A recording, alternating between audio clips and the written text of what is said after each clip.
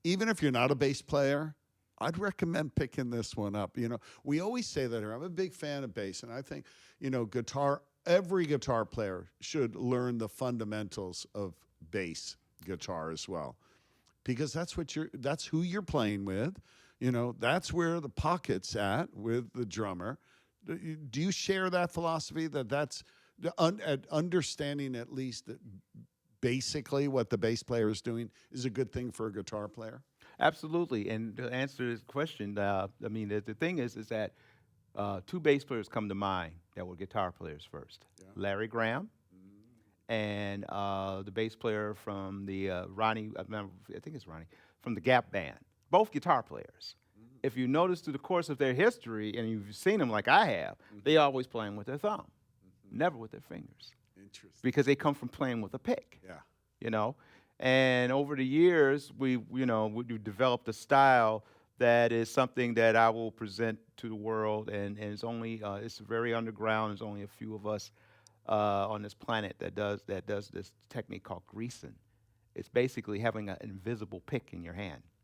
What's it called? Greasing, like Greasing? grease, like Yes. grease, hair grease, Greasing. greasing. Well, you talk a little bit more about that now. Unless you don't want to reveal No, it. I mean, I without playing it, it's basically it's called. If you've ever heard of quartet music and gospel music, Yeah. quartet music is really driven by the guitar. And what has happened is that basically guitar players, and one in mine, basically took his quartet guitar playing and applied it to the bass. And it's a hypnotic kind of thing because it makes people automatically dance. No kidding. Yes. Okay, well, we're going to have to cover that in another project Absolutely. here together. When you're ready Absolutely. to reveal it to the world, you better do it here, man. Oh, Okay? absolutely. Absolutely. The other thing, let's do this trivia question, okay? We're going to give away a $100 gift card, and you have to answer this question. And there's a link in the chat thread here. Do not answer the question in the chat thread, because then you're going to give it away to everybody else. Everybody else, that's Okay. right. So the question is, what was the name of the remix that the Buddha played for Janet Jackson? What was the name of that remix that you played for Janet Jackson? And a big hit, major hit, right? So click the link, answer that correctly, and you're entered in the drawing. Easy as that, $100, good as gold. All right. Also, while we're doing a little housekeeping, you see that thumbs up button there? And thank you for everyone that's already clicked that. We really, really appreciate that. Show your love, share your love, click that thumbs up button. It helps spread that love. All right, back to Bass Buddha. Let's talk about palm and mute. That's a pretty critical technique Yes. as well for bass players, okay? Talk about the technique a little bit. Give a little bit of a lesson, and then we'll do the playing example. Okay, let's start from the beginning. When you think about upright and the way upright sounded, it wasn't as pronounced and as clear as it is today. It sounded like a pulse. Like a big, gigantic pulse. Yes. You didn't have amplification. You had a mic in the F-hole. So you hear this pulse going, not knowing that there are different notes being played. So along the way, one of my teachers for a short stint was Monk Montgomery, Wes Montgomery's brother. And so he played with his thumb also. And he had that sort of a palm mute effect, and he could play swing, and it sounded just like an upright. Is that right? Yeah, I mean, it wasn't too much difference between him and West. Monk played Wow. like West. Crazy. So he took my playing and just said, "Hey, I'm handing something over to you. You take this and you Nice. grow with this, and So and that." show us how you would do that. Okay, so what I use this for, and I mean, the great thing is that if you listen to like Motown and you listen to James Jamerson, that's the mute effect. But see, back then in the 60s, when James was the second guy to have a Fender bass. The first one was Montgomery. His bass was a 53. I think James Jamerson was a 57 or 60, something like that. But on those basses, they had a cover here and a cover here. So on the cover, there was felt in the back of the cover that would sit right over the bridge and the strings, and it gave it that mute effect automatically. So people started eventually taking it off, and they started palming with their hands, you know, and using the palm.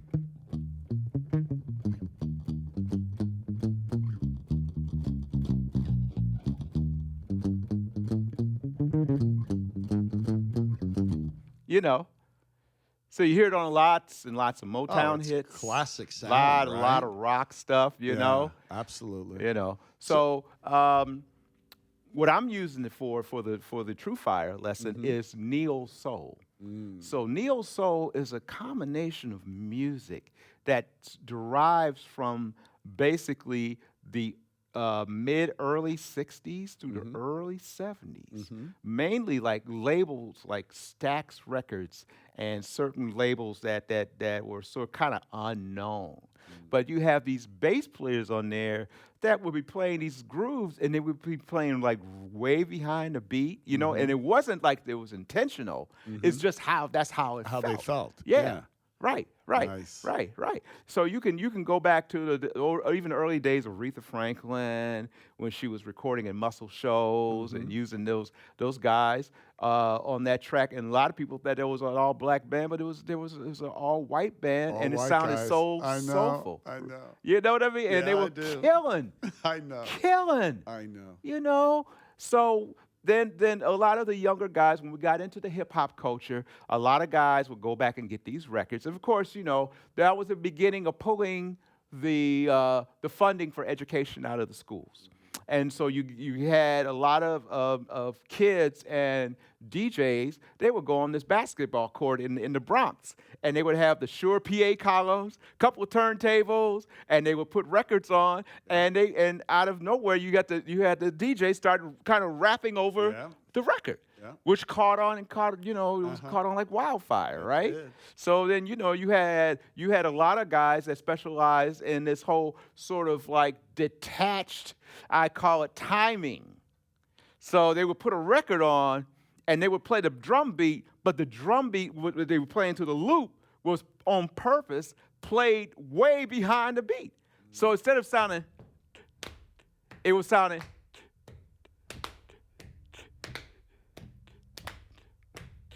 And that was the beginning of neo soul.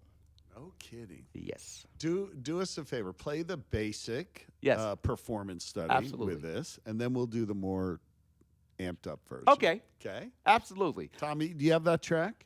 Sure do. Here we go.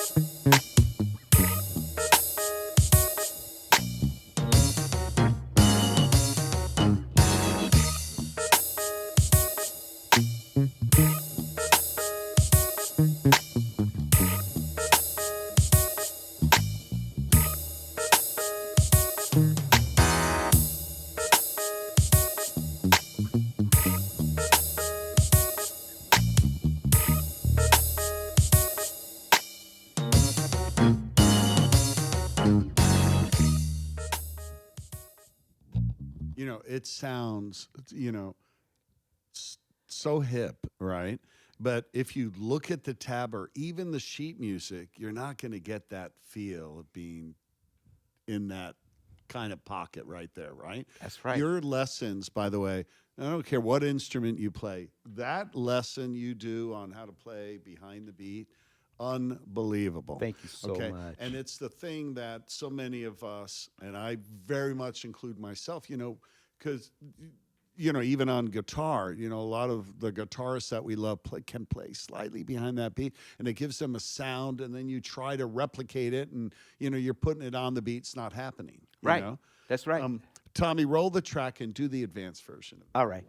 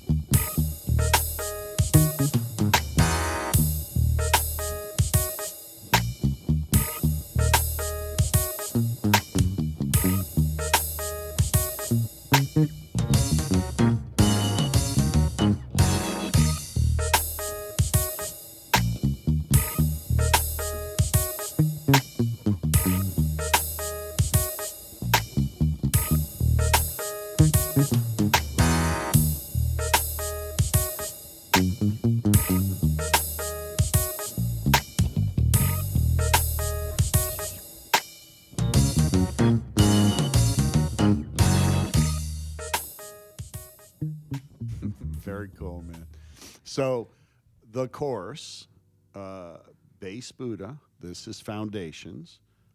You can pre-order it today. We've already talked about so many topics we're going to cover, but this course alone, we just gave you a little taste of it. We showed you funk, thumb, and pick. We have funk double thumb, funky thumb only, funky pluck only, palm and mute, the blues and triplet feel. Love that. Jazz bass, then and now, also killer. 2-5-1 approaches, crafting bass melodies. This course is just chock full of great stuff. And there's basic approaches if you're just starting out, or even if you've been playing for 20 years, it's good to start to understand the concept with a basic version, then step it up, right? That's right. Which is your whole principle here. Right. Man, we're running out of time, but we can't stop now, okay? So I just want to repeat, look at the promo code Buddha, take advantage of that. Whatever instrument you play, you're going to get a lot out of this one. The trivia question, what was the name of the remix that the Buddha played on with Janet Jackson? Click the link, don't put the answer in the chat thread there. And let's take another tune off the album. We got to play another tune. Okay. So we're going to switch bases here. Now Nice. Let's do now that. I'm going to pull out the white elephant. The white elephant. and then after this, we've got to give them a nice rundown on your instruments, okay? Absolutely. All right. Absolutely. Yes, so change real quick. You have me turned off? Yep, we're good. Thank you. Can you get it yourself? You need some help. I think the missus can help me here. Thank you, Lisa. And Brains of the outfit. Yep, the brains, that's right. The backbone, and she's the one that actually got in contact with you guys. And Yes, she did. I'm very grateful Well, to be we're here. very You guys grateful. are so awesome, everybody. It's hard tracking you down. You're a busy yeah, it's cat. constantly, and so many things I'm doing, from bass playing to acting in movies. I know. It's insane. Yeah. You're a Renaissance man. You Yeah, are. I guess so. And thank you for that. I guess so. You know, yeah, I we- guess so. When you grow up in that era of the '60s, and back then, and I'll tell the kids this and the younger people, we didn't have the charts were not in different categories. Right. We had the Billboard 100. Yeah. Everybody, I was listening to Crosby, Stills, and Nash. Yeah. Joe Cocker. Yeah.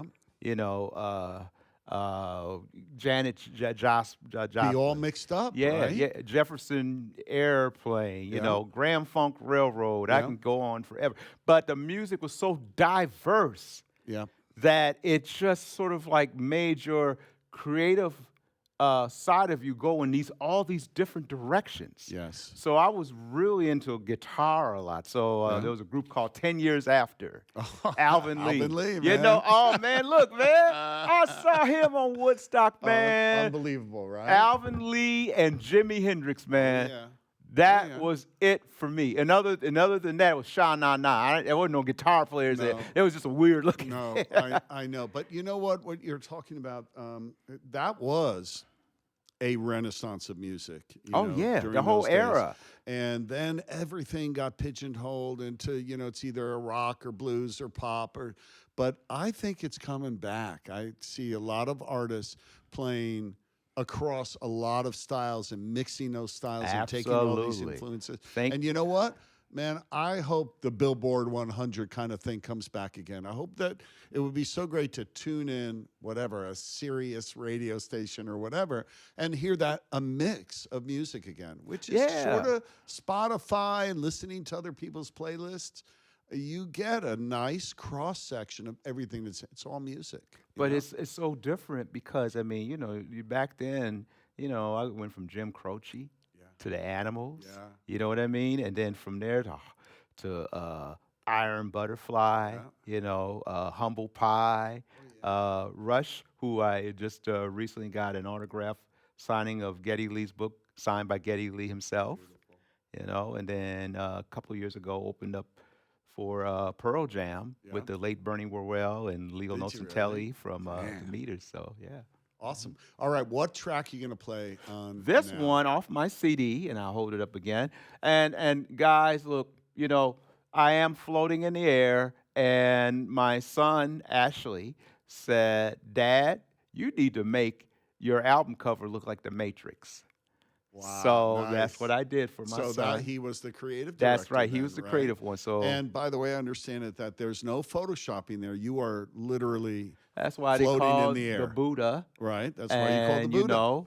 he's coming from out of the light into this forest, and it's all purple. And tell him the title of the album. Okay. The title of the album is The Truth. And The it's, Truth. The as a T-H-A, THA because Truth. that's hip hop language. Yeah.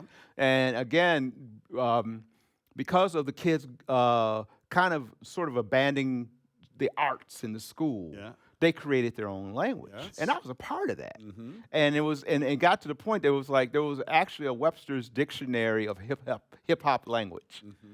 And but by the time you would learn that, they didn't started a whole nother language. Yeah. So yeah. and so that's where this stemmed from. This album consists of funk, jazz, neo soul, hip hop, yeah. blues. Yeah, I encourage everybody to buy this album. I was given one. Okay, so I don't have to buy it. Absolutely. And it's going to be signed and autographed Oh, because yeah. I'm a groupie. Okay, and he's a hero. of I'm mine. a groupie. Okay, I'm a but huge fan. Listen, man, there's nothing you can do to better support the arts and music than to go out there and buy the album. Even if you listen to it and stream it and Spotify it or whatever it is that you do, it means a lot to buy the CD. You should put this on vinyl. Do you have this on vinyl yet? No, but I'm talking to Rope-a-Dope about doing that. You really should because it's a collector's item given how it was recorded, where it was recorded, who plays on the album, the 2 years you spent editing it. This is an important project. Absolutely. And the best way to participate and support is to buy the album. Absolutely. Okay. Thank you so much. So play a little for us. And how many strings do you have there? 16? How many? 17 strings? How many? when will it ever when I'm end, kind man? of like Okay. sleepy and everything, the strings doubled. But no, it's a 7-string, and actually, funny enough, I won one of the biggest awards of the year this year from NAMM called the Believe in Music Award, That's which right. is the whole slogan of what NAMM is all about, to believe in music. Mm-hmm. And I won for the lowest note ever developed in the bass in Incredible. the history of bass guitar. And which note is that? It's called it was an F sharp, a fifth below this B. I was the first guy, along with the help of my dear friend Bill Bartolini, Yeah. we were able to find the frequency of this low F sharp and put it inside this bass. Is that right? Right. So I can detune a fifth down, No kidding. pull this up. Yeah. I have 2 trim pots inside, one that goes to the low F sharp, the other one to the B, and then a volume to bring it up. So when you hear the low F sharp, you actually hear the note. Unbelievable. And many people that were, specialized in frequencies, engineers, of course, said that's not even going to ever be possible. And we made it possible. You showed them and we got made it- awarded for That's it. right, too, got man. awarded for it. Incredible. Yes. So what's the name of this track? This is an old stylistic song called "People Make the World Go Round." Cool. And I want to dedicate it to all of the kids out there. It's not just us adults that make the world go round, but it's the children, it's the kids, we all make the world go round. Without that, what would we have? We wouldn't have a world, Man, you are a beautiful cat. You really are. And God bless you, you man. give so much, and we all appreciate it so much. Thank you so man. much. Roll the track, Tommy. Sit back, gang. Check this out.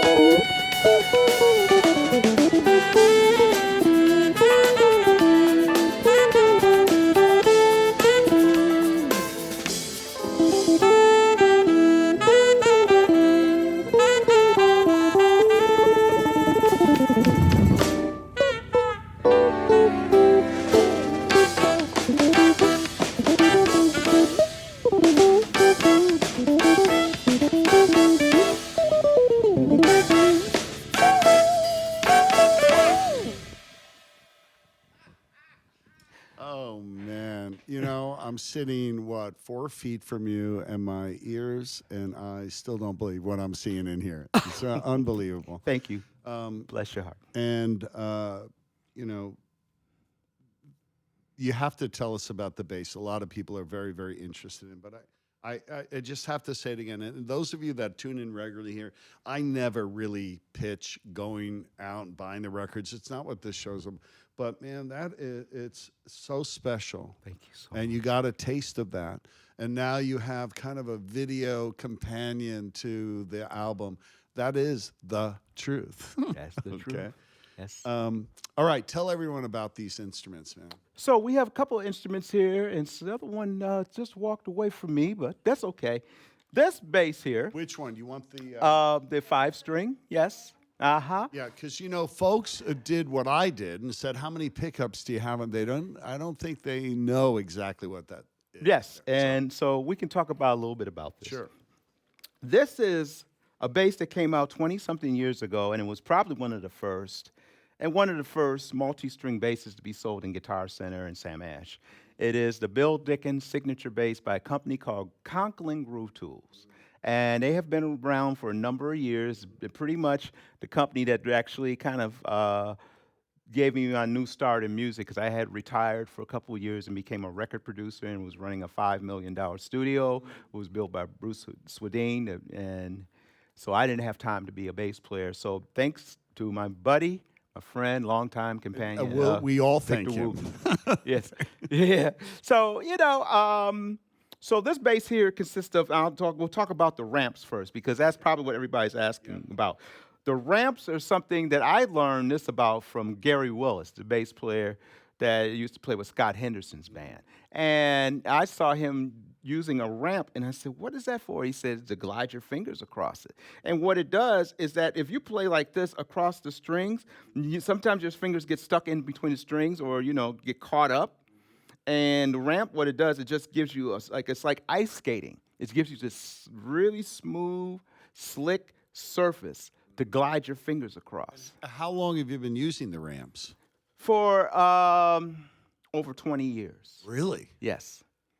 Yes. And then the front ramp, because of my style of playing, the full Bill Dickens, Buddha Dickens style of playing is playing with 5 fingers and 5 nails. Because I studied classical guitar for a short while. And I'm into this style of playing. And even when I play with my fingers like this, I play with all 4 fingers, not 2. But the thing is that this helps me when I'm doing double thumb stuff, because there's so many ways I play. I play double thumb. I pluck like that as well. And I can do my triplets with just my thumb. Well, turn it, look. Without any fingers. So this helps me make sure my thumb doesn't go into the strings and get stuck like that. Okay. And that's what the 2 ramps are for. Nice. Pickups are Bill Dickens signature pickups. What's left of the signature, I done played the signature off of it by Bill Bartolini. The electronics are Bill Dickens Bartolini signature electronics that have been out for So when you buy this instrument, you get the ramps, you get everything that we're looking not at? the ramps. You just get the basic part of the instrument. You can find these around. I mean, there's, we sold hundreds, maybe thousands of them, and then the company kind of went under. So you'll find them around. But they're floating around. So I'm working on some new stuff. Okay, so let's give props to where you can get the signature instrument. What's their website? Do you remember? Well, the signature instrument, if you can find it, it would be somewhere at ConklinBasses.com. But, again, like I said, the company Groove Tools is no more. So they may have some basses floating around out there. Okay. Yes. It's a beautiful instrument, man. And also Schecter made me a couple of basses. Awesome. Yes. Cool. Okay. Yep. And the other one here, this bass was custom made by Lakeland. And this bass, basically, there's a friend of ours, actually, of the bass industry. His nickname is Grasshopper. He specializes in getting exotic special woods for basses. So when I wanted, to have a bass, made by Lakeland, and they wanted to make me this customized bass. I called Grasshopper, and I said, hey, can you get me some exotic wood? It's beautiful. And so he looked around everywhere in the country and out of the country for this quilted maple and sent it into Lakeland. And so they designed the instrument for me. And this one is a really interesting instrument because you have a preamp and a bypass bypass that you're able to use tone without a preamp. Really? Yes. Nice. Just kind of like the old Fender basses, Yeah. you know? It's a beautiful Oh, instrument. thank you. And this also has the ramps. This pickup, I'm sure everybody's asking about. This is a Rowan pickup that goes to a V99 bass synthesizer. So I'm able to play guitar, bass, Really? synthesizer, all on here. No tracking Nice. problems. Incredible. Very man. fast. Thank you, Beautiful. Lisa. Thank you. Okay, so thank you for that. I answered a lot of questions. Those are not a bunch of pickups. They're Yes. ramps. Right, they're okay? ramps. The Absolutely. instruments are beautiful. Man, we went a half an hour over, but So sorry. everyone, nothing to be sorry about. We all hung tough. We had a blast with Good. you. Could we roll the first track and maybe you can play us out? Do Okay. you need the other bass for that? or- Yeah, probably so. Sorry, Lisa. Oh, she's going to tell me off after we're done with this. And while you're getting all hooked up, Yes. we will pull the winner of the trivia question. So, what is the name of the remix you did with Janet Jackson? It is called Runaway. Runaway was the correct answer. And the winner is Perry Shops, and they'll associate that $100 gift card with your account immediately. I want to thank everybody for hanging tough with us. I mean, we've been streaming for about 72 minutes now. And most of all, man, I want to thank the Buddha for finally getting down here. Thank you. Kicking off the series of stuff we're going to do together. There's so many topics we're going to be able to cover together. Yes. Somebody asked, Mikhail asked, Bill, where can we hear the secret technique you were talking about? And hopefully one of the courses we do in the future is on greasing. You'll But hear it there- right here. So many topics, and you've been incredible to work with. Thank You you have too. for thinking and working with us and bringing this. And we have a long relationship ahead of us that I think that is going to warms help my heart. a lot of people. Spread you. the love, spread the music. Yes. So play us out, man. Let's Okay. roll that first one. Yes. So you have to tell me what it is. Do I? Which one? Huh? That's it. Oh, we're doing That's It again? Yeah, well, we played it in, but I was talking over it. I felt terrible about having to Oh, do that's that. all right. That's So- all right. So play us out, and thank you all for tuning in. All right. Awesome.